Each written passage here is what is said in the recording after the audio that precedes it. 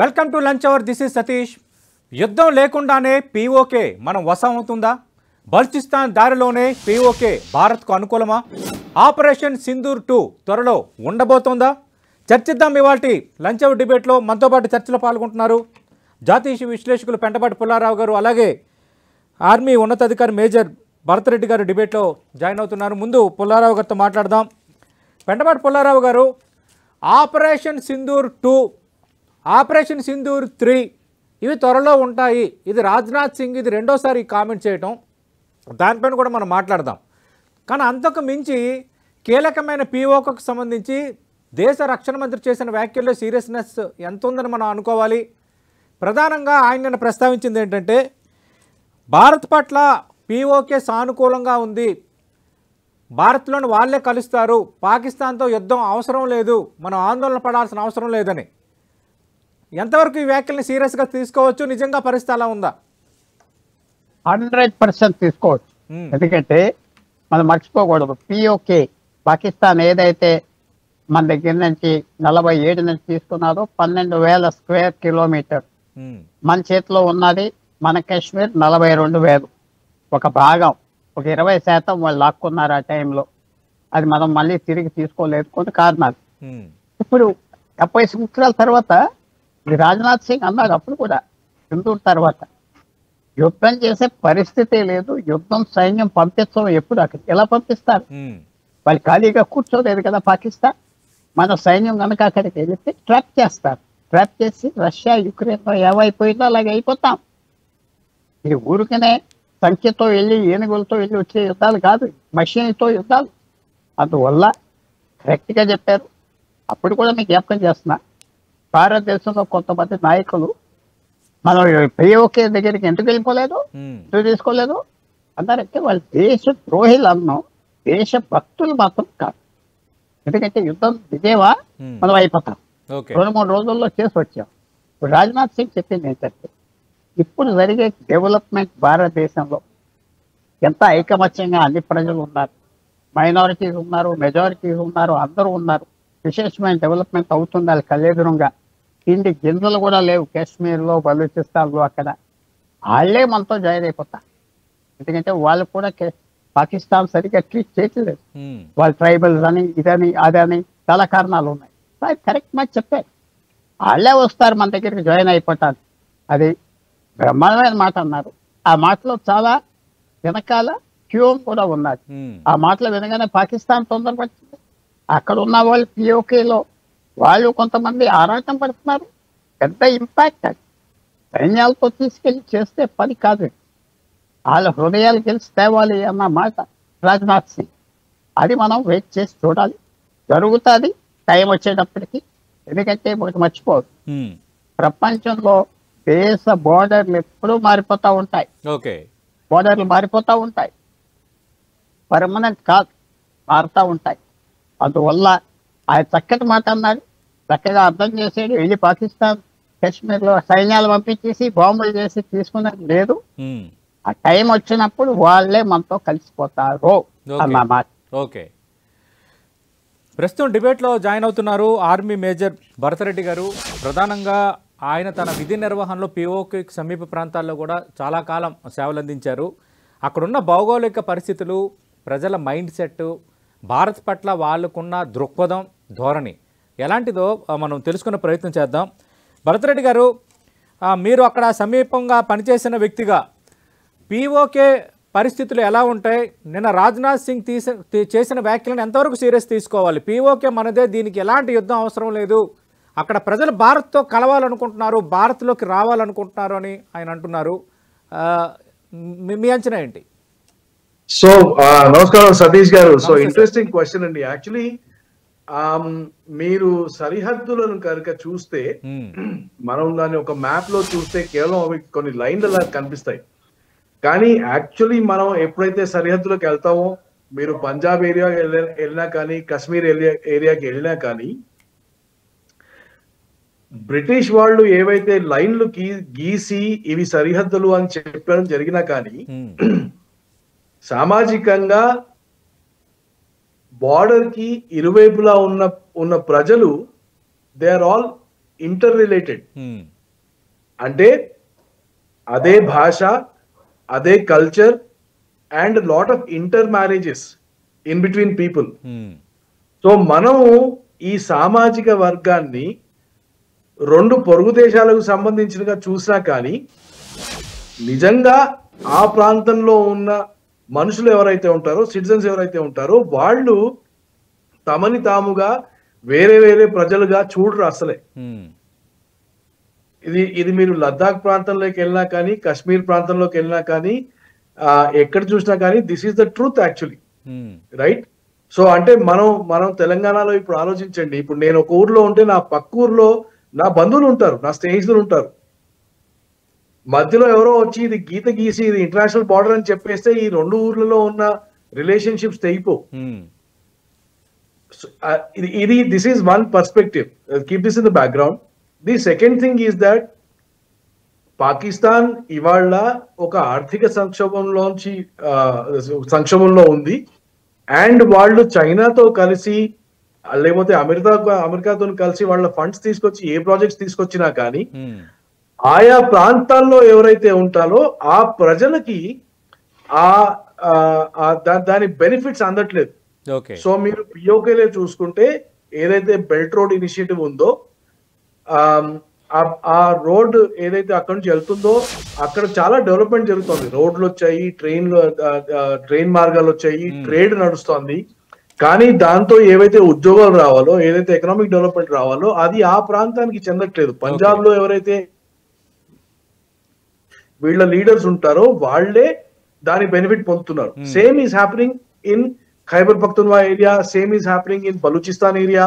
So ఇక్కడ అంతా ఏం జరుగుతుందంటే డెవలప్మెంట్ పరంగా మనం వెనకబడిపోతున్నాము, మనకి చదువు రావట్లేదు, మనకి ఉద్యోగాలు రావట్లేదు అనే ఒక బలమైన కారణం అందరిలో ఏర్పడుతోంది. And they are seeing the development. ప్రతిరోజు వాళ్ళు కాశ్మీర్ లో తమ బంధువులతో మాట్లాడినప్పుడు మా దగ్గర ఇలా ఉంది పరిస్థితి అని చెప్తే అవతల వాళ్ళు ఏమో మా దగ్గర ఇలా అధోగతి పట్టింది అని ఈ సంభాషణలు జరుగుతాయి. And all this is leading to rebellion and a call for freedom from Pakistani Punjab. Okay. So therefore Rajnath Singh garu anna మాటల్లో నిజం దాగి ఉంది. అండ్ మనం పియోకోకి వెళ్ళి దాన్ని దాడి చేసి దాన్ని కలుపుకోనవసరం లేదు. ఆ ప్రజలే ఇవాళ భారతదేశం యొక్క డెవలప్మెంట్ ఏదైతే ఉందో దాన్ని చూస్తూ మనం భారతదేశంలో ఉంటే మనం కూడా ఇలా డెవలప్ అవుతాం కదా అన్న ఒక ఆలోచన వాళ్ళలో వస్తోంది. ఇది నిజం. అంటే వాళ్ళకి ఆలోచన ఉండి ఉండొచ్చు. మీరు అన్నట్టుగా బెలుచిస్తాన్ కానీ తర్వాత మిగతా ప్రాంతాల్లో కొంత భారత్ పట్ల ఒక సానుకూల దృక్పథాన్ని ప్రదర్శించడాన్ని మనం ఈ మధ్యకాలంలో చూసాం. కానీ అంత ఈజీనా? అంటే పిఓకే అనేది ఒక మేజర్, మన రెండు దేశాల మధ్య ఒక ప్రధానమైన హడ్డిల్. అది అంత ఈజీగా పిఓకే అనేది మనకి దగ్గర అవుతుందా? లేదంటే ఇప్పుడున్న పరిస్థితుల్లో మీరన్నట్టుగా అక్కడ ఉన్న ప్రజలు ఒక వేర్పాటువాదు ఉద్యమాన్ని తీసుకుంటే అంత ఈజీగా పాకిస్తాన్ యాక్సెప్ట్ చేస్తుందా? ఎందుకంటే మనం బెల్చిస్తాన్లో ఏం జరుగుతుందో మనం చూసాం. ఒకసారి అప్పర్ హ్యాండ్ సాధించినా కూడా బట్ పాక్ ఆర్మీ అక్కడ కొంత సప్రెస్ చేయడానికి ప్రయత్నిస్తుంది. అస్సలు ఒప్పుకోదండి పాకిస్తాన్, దీన్ని అస్సలు ఒప్పుకోదు. మీరు అంటే టూ ప్రాబ్లమ్స్ పాకిస్తాన్ లో. ఒకటేమో దట్ ఈగోయిస్టిక్ ప్రాబ్లం, ఆ జింగోయిజం ఏదైతే ఉందో పాకిస్తాన్ లీడర్షిప్ లో. నిన్న మీరు క్రికెట్ మ్యాచ్ లో చూసారు, మ్యాచ్ ఓడిపోయినా కానీ వాళ్ళు ఇంకా ఆఫ్ సింధూర్ గురించే అలాంటి చేష్టలే చేస్తున్నారు. Now this is a reflection of their society. వాళ్ళ సమాజం మొత్తం కూడా అలాంటి సైకాలజీతో ఉన్న మనుషులే. Please remember this. ఈ పాకిస్తాన్ క్రికెట్ టీం చేష్టలు మీరు ఏదైతే చూస్తున్నారో it is a reflection of their entire country. ఎవరు ఏదన్నా కానీ ప్రత్యక్షంగా మనం చూస్తున్నాం కదా. రెండోది, బలూచిస్తాన్ లో ఏదైతే వేర్పాటువాదం జరుగుతోందో ఇవాళ వాళ్ళు దాన్ని కంట్రోల్ చేయలేకపోతున్నారు. There are reports that I see every day there are at least 10 people who are 10 soldiers, Pakistani soldiers who are being killed. రోజుకు 10 మంది. అండ్ నేను ఫ్యాక్ట్స్ ని స్ట్రెచ్ చేయట్లేదు. I can send you videos. Yes sir. Every day minimum 10 Pakistani soldiers are getting killed in Balochistan today. And వాళ్ళు దాన్ని control చేయలేక ఇవాళ వాళ్ళు ఒక జెనోసైడ్ లెవెల్ కూడా వచ్చేసారు. Hmm. నిన్నటి ఉదయం ఒక మొత్తం గ్రామాన్ని వాళ్ళు you know they did air ride on entire village. అవును, 30 మంది చనిపోయారు. సో వేర్పాటువాదం ఎప్పుడు బలపడుతుంది? ఎప్పుడైతే ప్రభుత్వం ఏదైతే ఉందో అది ఆ వేర్పాటు ధోరణిని తొలగించలేకపోతుందో అండ్ దానికి విపరీతంగా ఇంకా కొంచెం వైలెంట్ గా రియాక్ట్ అవుతుందో అక్కడ వేర్పాటువాదం ఇంకా బలపడుతుంది. ఓకే. సో ఒకవైపు ఏమో పాకిస్తాన్ వదలదు, ఎందుకంటే స్ట్రాటజిక్ గా కూడా ఈ ప్రాంతాలను వదిలిపెట్టడం వాళ్ళకి మంచిది కాదు. ఎందుకంటే పిఓకే ఒకవేళ మన చేతిలోకి వస్తే పిఓకే నుంచి ఆఫ్ఘనిస్తాన్ బార్డర్ ఉంటుంది. సో మనకి ఆఫ్ఘనిస్తాన్ అంటే మొత్తం సెంట్రల్ ఏషియా మన చేతిలోకి వస్తుంది. అంటే we will have logistics facilities, roads, railways, everything coming from that, right? And ఇవాళ మనం ఇరాన్ తో ఆల్రెడీ ఒక సంబంధం కుదుర్చుకున్నాం. సో ఇరాన్, తుర్క్మెనిస్తాన్, ఆఫ్ఘనిస్తాన్ ఇవన్నిటికి మనం చేరువైతాం. కాబట్టి పిఓకేను వాళ్ళు వదులుకునే ప్రసక్తి లేనే లేదు. అంటే అల్టిమేట్లీ ఇది ఏ రూపం దాలుస్తుందో ఎవరు చెప్పలేరు. బట్ పాకిస్తాన్ అంత ఈజీగా మాత్రం దీన్ని వదిలే పరిస్థితి లేదండి. రైట్. పెంటపాటి పుల్లారావు గారు, నిన్న రాజ్నాథ్ సింగ్ మరో కామెంట్ చేశారు, ఇంకా ఆపరేషన్ సింధూర్ 2, 3 ఉంటాయని ఆయన అన్నారు. అంటే ఆపరేషన్ సింధూర్లో చావు దెబ్బతిన్న పాకిస్తాన్ ధోరణిలో ఎక్కడ మార్పు కనిపించడం లేదు. మొన్న మనం చూసాం రష్యాలో అటు పాక్ ప్రధానికి ఎదురైన అనుభవం అనేది ఒక అంశం అయితే, ఇప్పటికీ పాకిస్తాన్కి చెందిన రాజకీయ నేతలు కానీ, మిగతా పార్టీల నేతలు కానీ, సెలబ్రిటీస్ కానీ, క్రికెటర్స్ కానీ ఇంకా భారత్ని తక్కువ చేసే ప్రయత్నం, భారత్పై రెచ్చగొట్టే ప్రయత్నం. ఒక క్రికెటర్ అయితే ఆపరేషన్ సింధూర్ మనం ఎలాంటి ఫోటోలు వేశారో మనం చూసాం. అంటే మన భారతీయ స్త్రీలకి తిలకం దిద్దుతూ వేరే అర్థం వచ్చేలా ఒక ఫోటోలు కూడా పోస్ట్ చేయడం ఒక సంచలనం అయింది. ఇలాంటి నేపథ్యం మనకి కనిపిస్తోంది. నిజంగా ఇదే any possibility for operation Sindoor 2? Operation Sindoor 2 చెప్పండి. Yes sir. ఏమంటారు? ఒకటి, పాకిస్తాన్ భారతదేశంతో పర్ఫెక్చువల్ ఎనిమి, అంటే టైమ్లెస్ ఎనిమి. సమయం ఆగకుండా విరోధం ఉంటుంది. చైనా సపోర్ట్ చేసినంత వరకు, చైనా ఎప్పుడైతే ఆఫ్ చేస్తారో సపోర్ట్, ఇక మనతో విరోధం ఉండదు, మన లెక్కల్లో ఉండదు, మాయమైపోతారు మన దృష్టి నుంచి. చైనా పూర్తి సాయం చేసి 62 నుంచి ఎంత నష్టాలు వచ్చినా ఒక కిరాయి ఆర్మీ, మర్సనరీ ఆర్మీ లాగా పాకిస్తాన్ చూసి యుద్ధాలు చేయి, మేము డబ్బిస్తాం, నష్టపో మెయింటైన్ చేస్తున్నారు. ఇప్పుడు మనకి పర్ఫెక్ట్గా ఉంటారు పాకిస్తాన్. ఎక్కడ పెడితే ఏ దేశంలో అయినా లాబియింగ్ గ్రూప్స్ పెట్టి భారతదేశానికి వ్యతిరేకించేది పాకిస్తానే, చైనీస్ డబ్బుతో. చైనా ఎప్పుడు ఆప్ చేస్తుంది పాకిస్తాన్తో? మనం చైనా సరిహద్దు అగ్రిమెంట్ వస్తే కొంతవరకు ఆగొచ్చు, కానీ చైనా అది మనం చూడాలి. అది మన ప్రభుత్వానికి పూర్తిగా తెలుసు. చైనాతో బోర్డర్ సెటిల్ చేద్దామంటున్నాం, చైనా ఏ ముందరికి రావట్లేదు.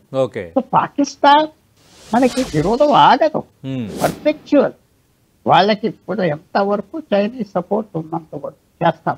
అంటే పెంటపాటి పుల్లారావు గారు, ఈ మధ్యకాలంలో అమెరికా నుంచి ఎదురైన సవాళ్ళ నేపథ్యంలో కొంత చైనాకు మనం దగ్గరయ్యాం. అంటే సరిహద్దుల సమస్యని సరైన సమయంలో మనం పరిష్కరించుకుందాం అంటూనే ట్రేడ్ కానీ మిగతా రంగాల్లో మన పరస్పర సహకారం అనేది అత్యంత ఆవశ్యకం అన్న అంశాన్ని రెండు దేశాలు ప్రకటించాయి. అలాగే రష్యా కూడా ఈ రెండు దేశాల మధ్య సంబంధాలు బాగా మెరుగుపడాలని కోరుకుంటోంది. అంటే ఈ నేపథ్యం అనేది చైనాకు పాకిస్తాన్కు దూరం పెంచొచ్చా? అవ్వచ్చు, కానీ అప్పుడే అవ్వదు. చైనాకి భారతదేశంతో వెంటనే ఏదో ట్రేడ్ చేసేద్దాం అనుకున్న దాంట్లో మన మీద అనుమానం తగదు. ఎంతో అనుమానం మన మీద ఉన్నది. 1959లో దలై లామాని తీసుకొచ్చి మన దేశంలో కూర్చోబెట్టాం. టిబెట్కి 600 సంవత్సరాలు పరిపాలించిన ఋషి రాజులు వాళ్ళు ఎలా క్షమిస్తారు? మళ్ళీ మనం చేసిన మంచి పనే, కరెక్ట్ పనే. వాళ్ళు సస్పిషన్ ఉంటుంది కదా, రకాలం సస్పిషన్ ఉంటుంది. మనం చాలా మంచోళ్ళు, మనతో ఎందుకు అగ్రిమెంట్కి రావట్లేదు చైనా అని మనం అంటున్నాం. వాళ్ళు ఏమంటున్నారు? అసలు నమ్మకూడదు భారతదేశం వాళ్ళని, అతి తెలివితేటలు, ఎక్కువ తెలివితేటలు. పాకిస్తాన్ వాళ్ళు ఈ గుడ్లు లాంటి మనిషి పర్వాలేదు అనుకుంటున్నారు. ఈ డిస్ట్రస్ట్ మన ఇద్దరి మధ్యన తగ్గించడం చాలా టైం పడుతుంది. ఏదో అమెరికాతో బాగోలేదని చైనా దగ్గరికి వెళ్ళిపోయామంటే అది నమ్మర్ ఓకే, మంచిది, చేద్దాం, అంతవరకు. చాలా దూరం వెళ్ళాలి.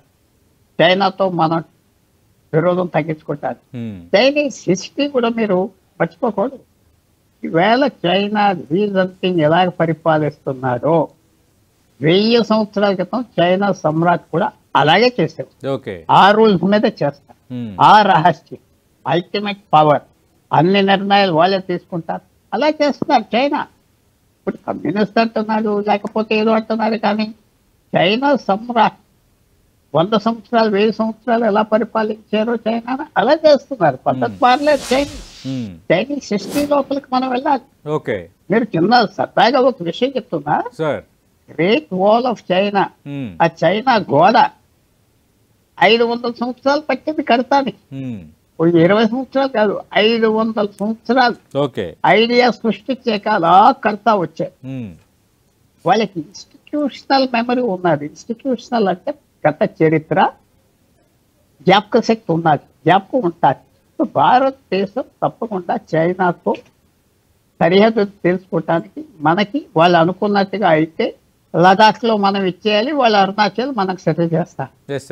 అది ఎప్పటి నుంచో అన్న మాట చైనా, ఇప్పటి నుంచి కాదు 59 నుంచి అన్న మాట. చైనాతో మనం సెటిల్ అవుతే ప్రపంచంలో మన ఫారెన్ పాలసీకి అడ్డం ఉండదు. చైనా మనకి పెద్ద దేశం. చైనా అంతవరకు మనం ఎత్తుకోకపోవటం లేదంటే మన ఈగో అనుకోండి, పాకిస్తాన్ గురించి అనుకోండి. మనం చైనాతో సంబంధం మంచిగా చేస్తే పాకిస్తాన్ మ్యాటర్ అవ్వదు. పాకిస్తాన్ తో మంచి సంబంధం ఎప్పుడు ఉండదు. మనం అవును చైనాతో టార్గెట్ చేసుకోవాలి, చైనా కన్విన్స్ చేయాలి. చైనా పీపుల్ టు పీపుల్ ఎన్నో ఉన్నాయి ఫార్ములాస్. చైనాతో చాలా పెద్ద పెద్ద సలహాలు ఇస్తా ఉంటారు. చెయ్యాలి, తప్పదు తప్పదు తప్పదు. అమెరికాతో స్నేహం ఏంటి లాభం? ఇంగ్లాండ్ తో స్నేహం ఏంటి లాభం? మన సరిహద్దులో ఉన్న చైనా ఎంత ఏడిపిస్తుంది బంగ్లాదేశ్ ని, నేపాల్ ని, శ్రీలంకని, పాకిస్తాన్ ని, ఈశాన్యాన్ని అంతా గొడవలు చేసింది చైనా కదా. చేసే శక్తి ఉన్నది. చైనా నమ్ముతున్నారు వాళ్ళు. వాళ్ళు నమ్ముతున్నారంటే వాళ్ళిద్దరికి మన మీద విరోధం. భారతదేశం విరోధం, వాళ్ళ స్నేహం అంతే. మనతో సెటిల్ అవుతే China allow. China Bangladesh, Nepal వదిలేదా? ఇరాన్ వదిలేదా? హమాస్ వదిలేదా? పూర్తిని వదిలేవు. చైనా యుద్ధం చేయరు, మీ గురించి చెప్పేస్తారు. భరత్ రెడ్డి గారు అంటే యుద్ధం అవసరం లేదు అంటే పాకిస్తాన్తో యుద్ధం లేకుండానే పీఓకేని మన వశం అవుతుందని అన్నారు. నిజంగా అలాంటి వాతావరణం అవుతుందా అని? ఎందుకంటే ఆపరేషన్ సింధూర్కు ముందు కానీ మళ్ళీ భారతీయ జనతా పార్టీ ఎన్డీఏ 3వ అధికారంలోకి వచ్చిన తర్వాత స్పెసిఫిక్గా ఈసారి టార్గెట్ పీఓకే అంటూ పదే మాట్లాడుతున్నారు.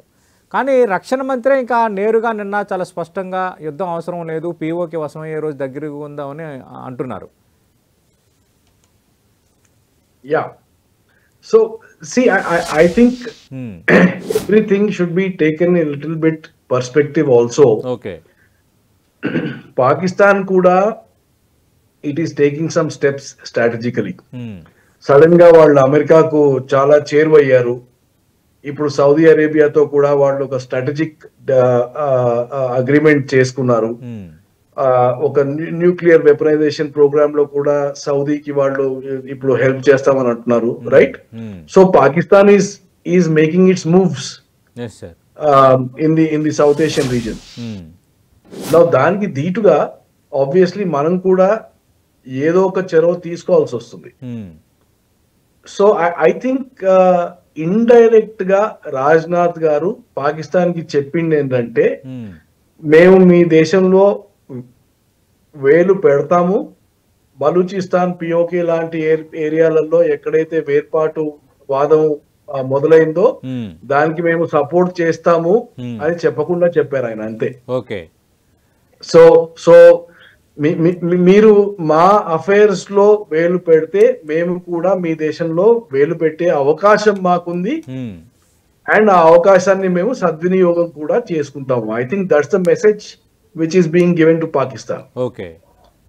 But this is a long shot అండి. whether POK లో జరిగే వేర్పాటువాదం ఎంత బలంగా ఉంటుంది, అది యాక్చువల్లీ బంగ్లాదేశ్ లో జరిగిన వేర్పాటువాదం లాగా ఒక మొమెంటం అందుకుంటుందా, అందుకున్నాక కూడా పాకిస్తాన్ వాళ్ళకి ఒక చాయిస్ ఇస్తుందా? These are all they are beyond comprehension and imagination at this point in time. Right thank you Pullarao గారు, థ్యాంక్ యూ భరత్ రెడ్డి గారు. మనం చూస్తున్నాం ఇద్దరు విశిష్ట నిపుణులు ఈ రంగాలకు సంబంధించి చాలా స్పష్టంగా చెప్తున్నారు. రాజ్నాథ్ సింగ్ కామెంట్స్ని చాలా ఈజీగా తీసుకోవడానికి లేదు, చాలా సీరియస్నెస్ ఉంది. పీఓకేలో వేర్పాటువాద ఉద్యమాలు కొంత బలపడిన నేపథ్యం కనిపిస్తోంది. అటు బలూచిస్తాన్లో కూడా పాకిస్తాన్ ఆర్మీకి నష్టం చేసుకుంటోంది. అయినా బలూచిస్తాన్ ఉద్యమం రోజు రోజుకి బలమవుతున్న పరిస్థితి కూడా కనిపిస్తోంది. కాబట్టి ఖచ్చితంగా భారత్కు పీఓకే దగ్గర అవడం ఖాయం. రెండోది, పీఓకేలో కేవలం కొందరి చేతిలోనే మొత్తం అటు అభివృద్ధి సంపద పరిమితం కావటం, సాధారణ ప్రజలు అలాగే పేదరికం, ఉపాధి లేకపోవటం, ఇలాంటి అంశాలు కూడా భారత్ వైపు వాళ్ళు చూడటానికి కారణమవుతున్నాయి. రెండోది, ఆల్రెడీ బలూచిస్తాన్ కానీ అలాగే పీఓకే ఈ వేర్పాటువాద ఉద్యమాలకు సంబంధించి మా సపోర్ట్ ఉంటుందన్న ఒక బలమైన సంకేతం. అంటే మీరు మళ్ళీ మా జోలికి వస్తే మేము చేయాల్సినవి రెడీగా ఉన్నాము, మేము ఆల్రెడీ ఈ లైన్లో ఉన్నామన్న ఒక బలమైన వార్నింగ్ని కూడా రాజ్నాథ్ సింగ్ ఇచ్చారని నిపుణులు చెప్తున్నారు. ఏదేమైనా పీఓకే మనదే అనటానికి కొంత క్రైటీరియా, కొంత ప్రాతిపదిక అయితే సిద్ధమవుతుందనేది మనకి పిక్చర్ బట్టి అర్థమవుతుంది. ఇది వాళ్ళ లంచ్ అవర్ డిబేట్.